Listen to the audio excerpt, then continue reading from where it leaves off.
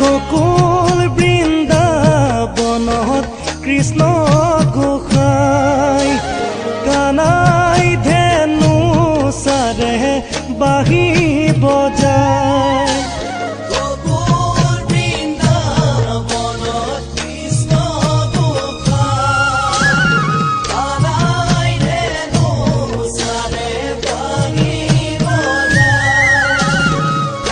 বাঁহী মাতে শুনি ৰাধে মাই যমুনাৰ বালিতে কলচী